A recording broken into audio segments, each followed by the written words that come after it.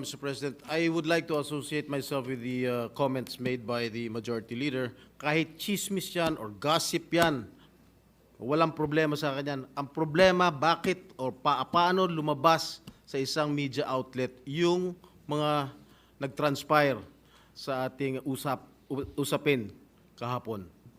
Yes. That is, for me, that is the most important thing. Tama yun, pero kulang.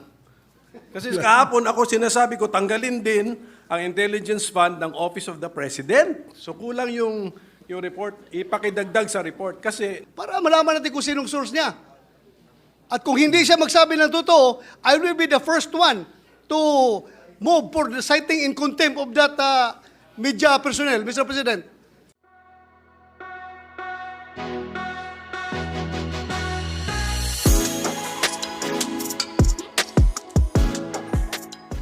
Mr. President, the gentleman from San Juan, if I'm not mistaken, Senator Jinggoy Estrada, is seeking the floor. I move that he be recognized, Mr. President. Our distinguished colleague from San Juan, former Senate President Pro Temp, Senator Jinggoy Estrada, is recognized. Thank you, Mr. President. Mr. President, yesterday we had an all senators caucus and we discussed lengthily the budget of the Republic of the Philippines. And just before we entered this august chamber, much to my dismay and much to our dismay, there was a news report that identified 8 or 9 senators, and there were names on that list, 8 or 9 senators who wanted to restore the confidential and intelligence fund of the Vice President and the Department of Education. And I wish to tell the people of the Philippines that there was no votation that happened yesterday with regard to the intelligence fund of the Vice President and the Department of Education. In fact, we had an executive session. And I do not know who of our colleagues who scooped or leaked our conversation to this media outlet. I have been a senator here for more than 10 years. And this is the first time that I encountered a scoop or a leakage. I do not know. I do not want to name names. This is a violation of our rules.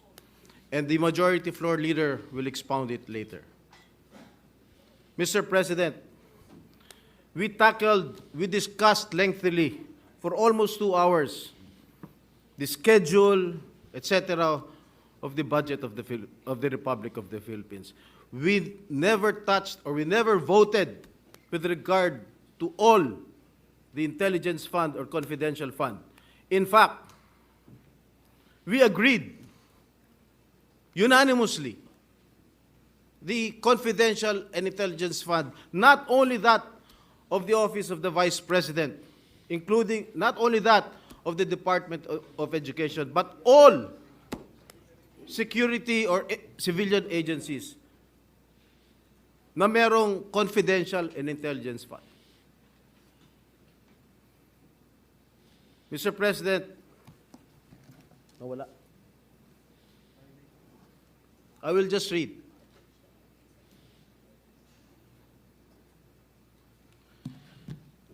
Sino mga pangalan? First on the list, Senator Robin Padilla, Christopher Bongo, Ramon Bong Revilla Jr., Ronald Bato de la Rosa, Jinggoy Estrada, Lito Lapid, Francis Tolentino, and Cynthia Villar. They are putting us in a bad light, and I condemn this. And I take offense on this. Nakalagay pa, Senator Pia Cayetano is said to be supportive of reinstating Duterte's confidential funds if she can justify the need for them. This is not true. And I hope Senator Pia Cayetano will agree with me. Yung mga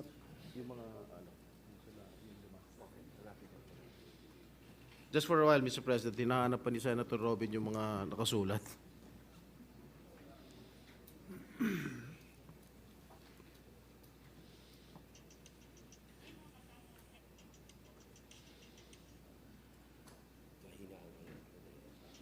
Mahina raw yung wifi. Ano ba tayo dito? Converge, PLDT, Secretary, DICT. Naku. Mr. President, Please proceed. thank you, Mr. President. And if I may quote, Anis Cooper told this media outlet that Senators Sani Angara, Francis Escudero, Rafi Tulfo, Aquilino Pimentel III, and Risa Hontiveros are allegedly against the reinstatement of Duterte's secret allocation, which are lodged under the Office of the Vice President and the Department of Education. Mali-mali po itong report, Mr. President. And I think Senator Angara must not be included in this list. And among the offices, Duterte's allocation was part of the 1.2 billion in confidential funds that the House realigned to agencies focused on the West Philippine Sea. Mr. President, tumayo po ako rito dahil masamang-masama po ang loob ko. I really felt insulted. And I think my other colleagues here also felt the same way, Mr. President. And Mr. President, I stand before you and I want to make this recommendation, maybe to talk to this media outlet or to summon this media outlet and ask them, who among us violated our rules? Who among us leaked what transpired in our executive session yesterday? That's all, Mr. President. Thank you, Senator Jinggoy. Before I recognize the other members, may I just like to put on record, I too am very disappointed. I have been a senator for 4 plus 6, 10 plus 2, 12 years, and a member of Congress for 9 years. And when we say executive session, we are bound by rules of both the House of Representatives and when I was in the House of Representatives and rules of the Senate when I was elected as a senator. Before I recognize the majority floor leader on the repercussions of violating that rules, I would just like to put on record as well that we had a healthy discussion. There was no voting that took place. There was a healthy discussion on how we will treat this budget, particularly on the confidential and intelligence funds. It's not fair to say that one group was for this and one group was for that because in the end, tama po sinabi ni Senator Estrada, we were unanimous in the committee report that the good gentleman from Aurora will be presenting today. We are in full support of his committee report. Now, I am very alarmed. As a matter of fact, that's why we were late. I usually try to start at 3 p.m. We had a meeting with the leadership, Senator Joel Villanueva and Senator Lauren Legarda. We met because of the implications of leakages during executive session. The executive department and very sensitive agencies of government may no longer divulge information to the executive session if they know somebody might leak it. That's why I take this very strongly, and I make sure, and I told the majority floor leader that I even called up Senator Nancy Binay because she is the head of the Ethics Committee, that we have to send a very strong signal that this shall not happen again.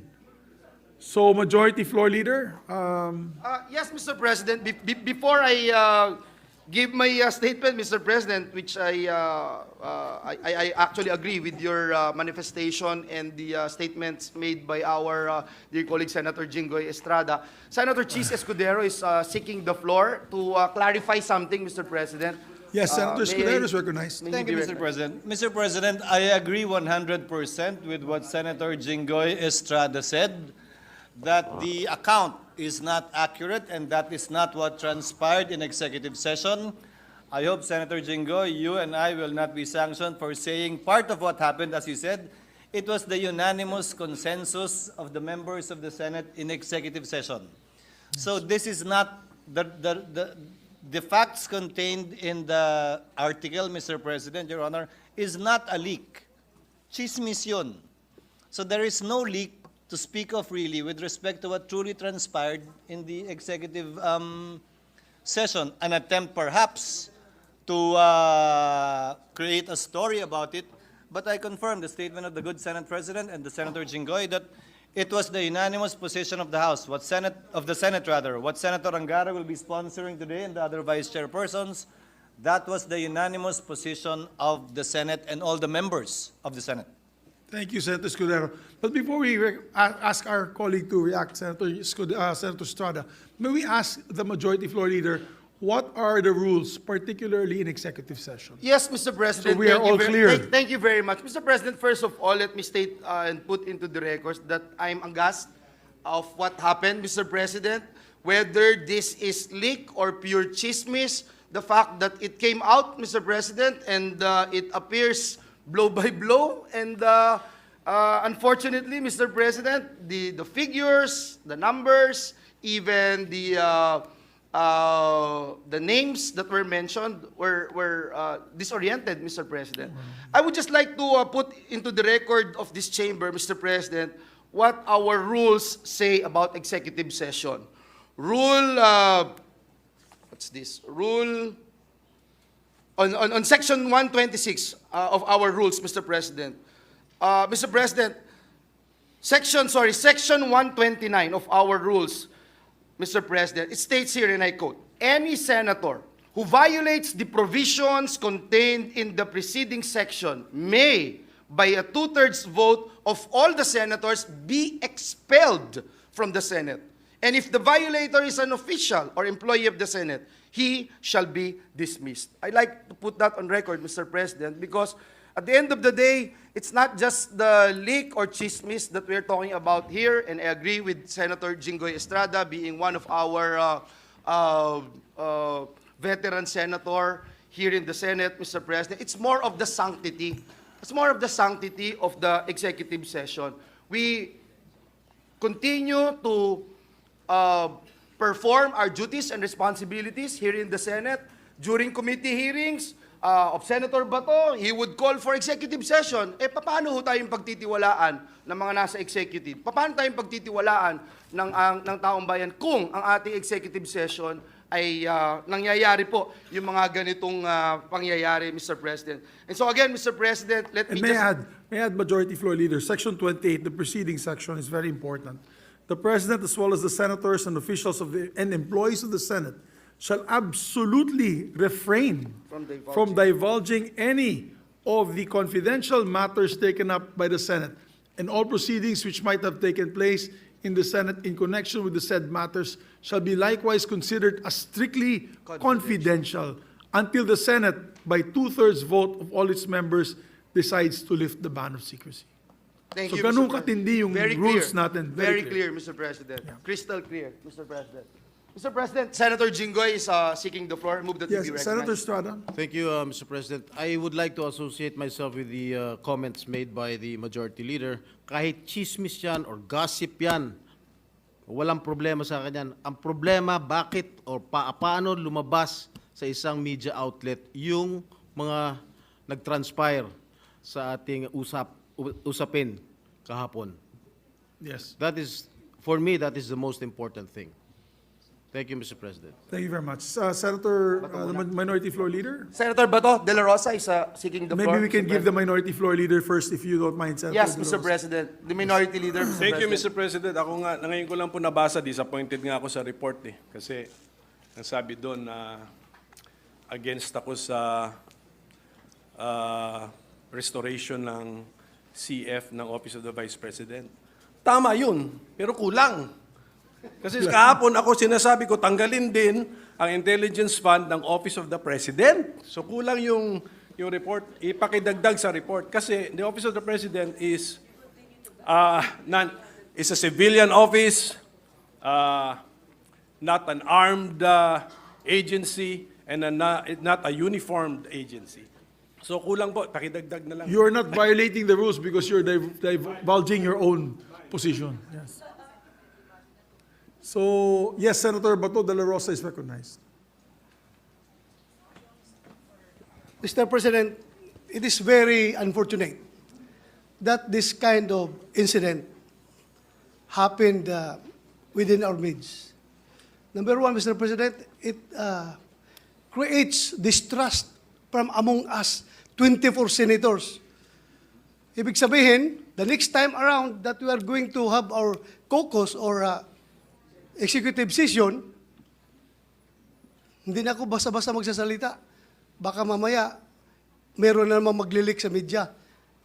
So pangit po, 24 lang tayo dito na senador at hindi pa natin mapagkatiwalaan ang isa't isa natin, Mr. President. Number two, it tarnished the image of the Senate. 24 lang tayong hinalal ng buong Pilipinas at hindi pa natin mapagkatiwalaan ang isa sa atin na pwedeng nag-leak. If indeed, it was leaked by any member of the Senate. Kung ang nag-leak naman noon ay empleyado na nandoon sa loob, well, as a police officer, former police officer, Mr. President, I can vividly recall kung sinong nandoon sa loob. 2 staff ni Senator Angara.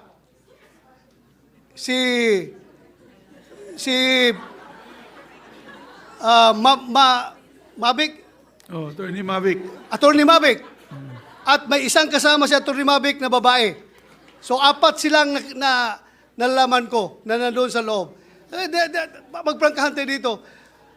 Dapat we have to made into account yung tao na responsable dito.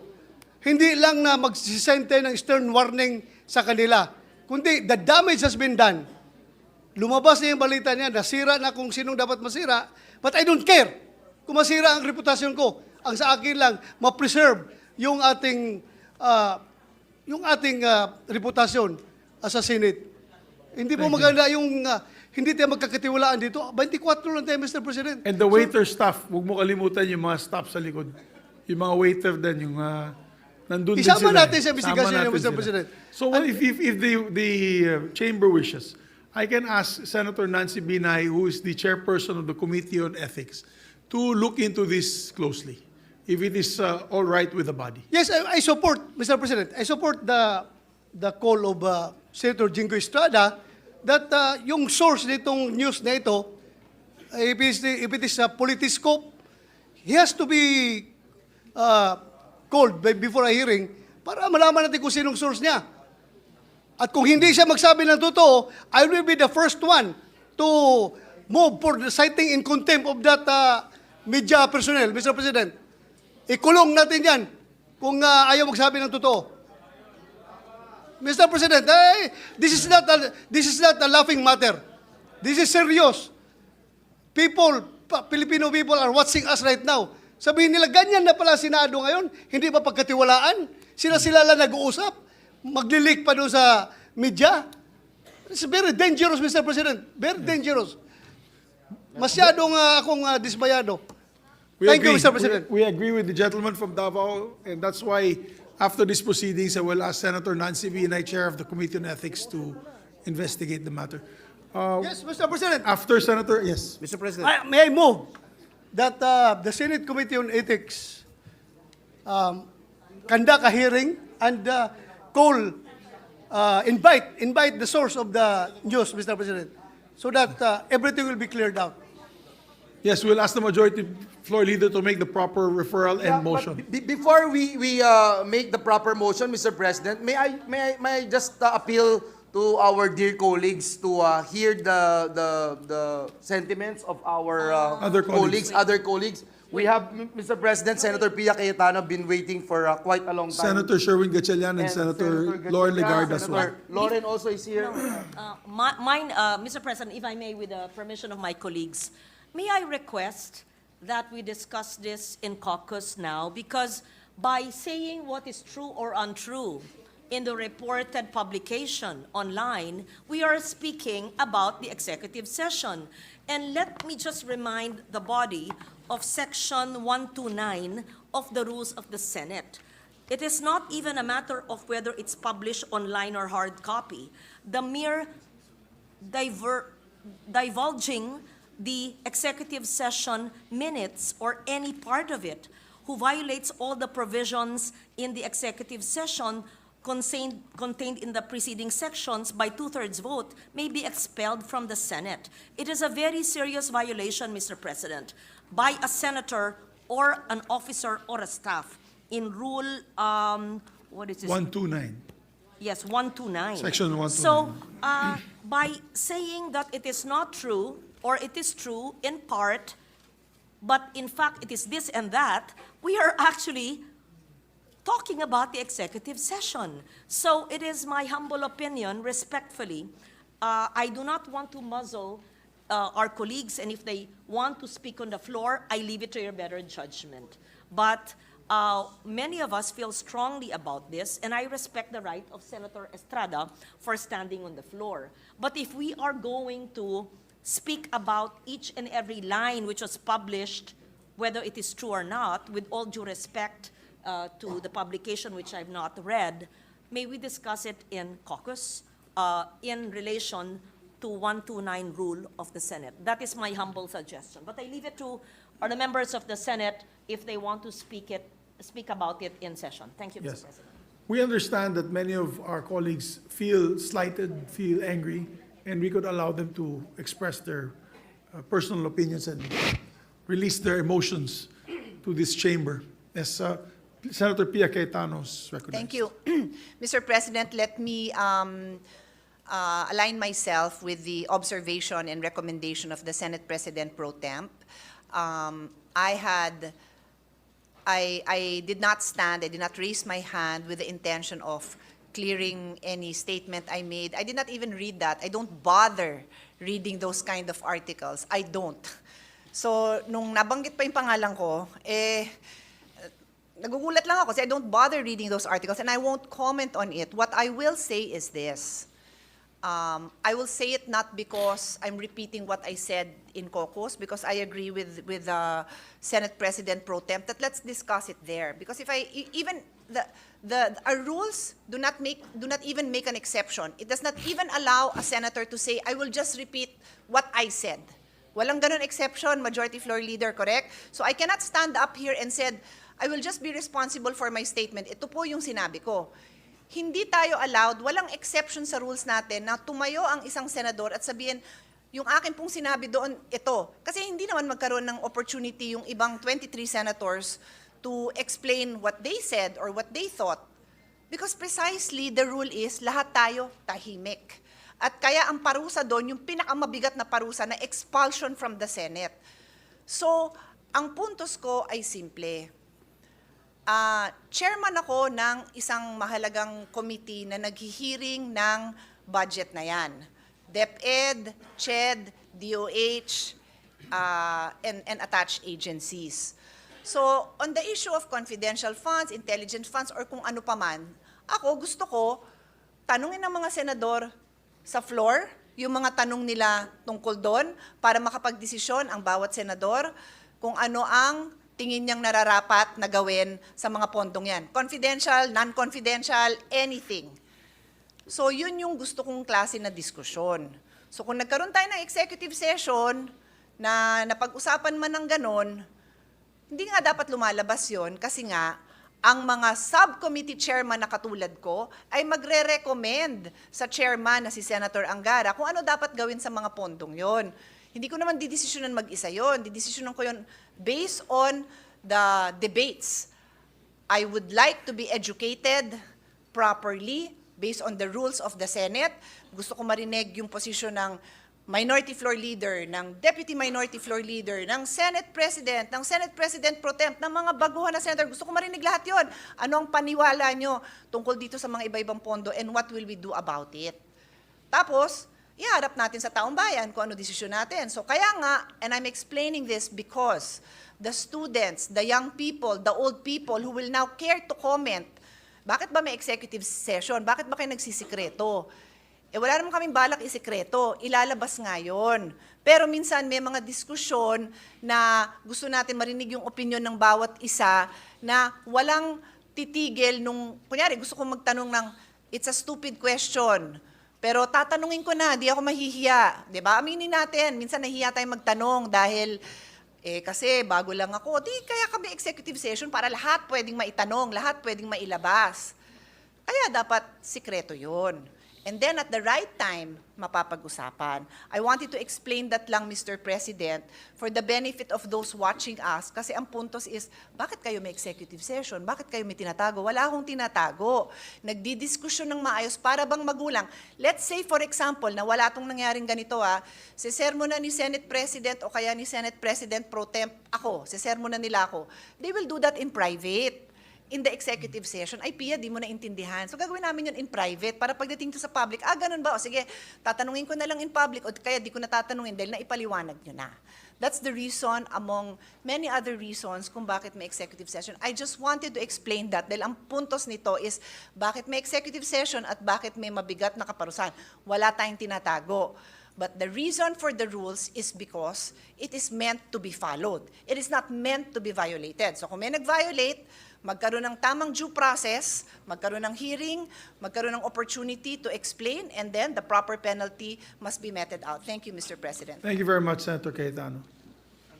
Senator Gatchalian is recognized.